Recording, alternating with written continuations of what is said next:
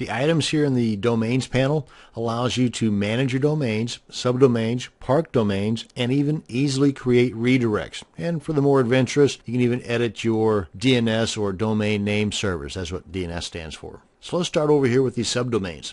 Now, basically a subdomain is a folder that you add to the beginning of your domain name. Kind of like in place of the www. For example, you can have something like blogs.yourdomain.com, where a lot of times people will have yourdomain.com/blogs. That's called a subdirectory. A subdomain is kind of sort of the same thing, and some will argue that a subdomain is better in the search engines than a subdirectory. That argument is up for debate. Now, one thing you want to keep in mind, another difference between the two, is that a subdirectory, the guy that comes at the end of your domain, the yourdomain.com/blogs, that is immediately accessible online by people wanting to visit that particular folder or directory or site. Whereas with a subdomain, that can take a couple of days or more to propagate throughout the internet. So your visitors may not see a newly created subdomain for a few days. So keep that in mind as well. Now, a subdomain, unlike the add-on or parked domains, doesn't cost you anything. That just costs you a little bit of an imagination for you to come up with a name for that domain folder. An add-on domain and a parked domain are additional domains you've had to purchase, and not every web hosting company allows you to have add-on domains or park domains. As a matter of fact, you can get a quick look over here on the left column. Subdomains, I've got an unlimited amount allowed on this hosting account. Park domains, I'm only allowed to have 2 park domains.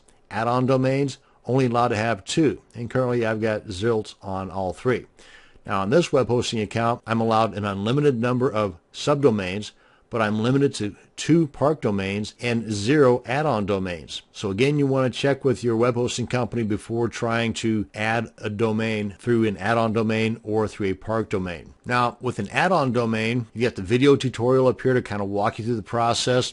You just put in the name of the purchased domain here, and it will automatically populate this information here, and you can kind of change this one here for the root directory that's assigned to it automatically. But this will also give you an FTP access, as well as assigning this add-on domain to your primary domain account. Sit on back here. Now a subdomain, pretty simple. You just put in here the name of the folder, that's what I'm calling it anyway, the folder or directory, that you want to precede your domain name. And then it too will give you the root access. You can change the name of the directory or the folder that it creates here automatically as soon as you type the name in there. For example, and you just click anywhere, and it's going to create this directory right here. And you can change the name of this directory if you want to. And then you just click on create, bing, bang, boom, you've got your subdomain created. And again, remember, it's going to take a little bit of time before this is accessible on the internet. And we click on create, and there it's been created. Go back, and you'll see all of your subdomains created down here. And you can manage the redirection if you'd like to, or you can just remove it altogether. Let's head on back home here. And park domains, you simply just put in the name of your purchased domain name that you want to park, click on add domain, and it will send all the traffic heading to this particular domain to your primary domain on this account. So you cannot add any additional files to the park domain because it's basically just a redirect of sorts to your primary domain. Speaking of redirects, we come on back here to redirects. Now, redirects can be used several different ways. Frankly, myself, I don't use this method of redirecting. I use what's called a PHP redirect, and that really has nothing to do with the way in which you create a redirect inside of the cPanel, but the results are basically the same, and that is when somebody types in a URL that you give them into their browser bar and hits the enter or the return key on the keyboard, they're redirected to another URL. Case in point, affiliate marketing. For example, I create a subdomain, and when somebody types in this subdomain, let's say it's for fastcars.yourdomain.com, and then I send them or redirect them to a website that sells engine parts for fast cars. And if somebody buys one of those engine parts for their fast car, I get a commission because I sent them there. And what I would do is put in my affiliate link to that fastcars.com website or whatever. I would put that affiliate link in here, and that's called their landing page. So I would then hand out this URL right here, and I would make this either a permanent or a temporary redirect and click on add, and then that would make that redirect. So I would then hand out this URL to my potential customers, or to the potential customers of that fastcars.com website, and then whenever they clicked on this URL here, they would be automatically redirected to this URL here. Now, another benefit behind doing redirects like this is that, let's say that my affiliation with that fastcars.com site is perfect. I mean, it's working great. I'm making a lot of money off of it for several months or even years. And then it turns out that that person sold the website to somebody else, and they're changing things up. They aren't as good as the original owner.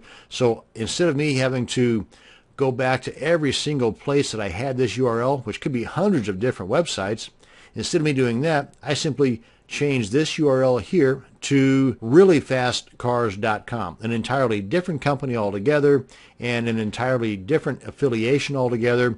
But this original URL here that I have already placed on hundreds of websites all over the internet, I don't have to mess with that. I don't have to go through and try to find all of those websites. All I do is this right here, click on add. All of those hundreds of websites I've got this URL on have now just been updated to the new affiliate link.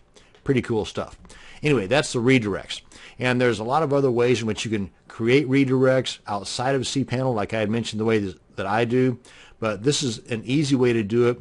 And once you've created your redirect, they're then shown down here so you can quickly keep tabs on them. And you'll find that there are some folks that have hundreds and hundreds of redirects, and you might find that it would be easier if you are one of those people, or end up being one of those people. You might find it being easier to have some kind of an Excel spreadsheet to keep tabs on all of those redirects that you're creating and where they're exactly pointing to. Just a little heads up. Now, if we head on back home here, and as far as the simple and advanced DNS zone editors, probably never going to need to use these guys, but if you know of somebody or hear somebody talking about changing the CNAME of your domain, this is where you're going to do it, either the simple or the advanced, depending upon the extent of the changes you're wanting to make. And that's going to bring us to the end of this video on the domains panel. Thanks for watching.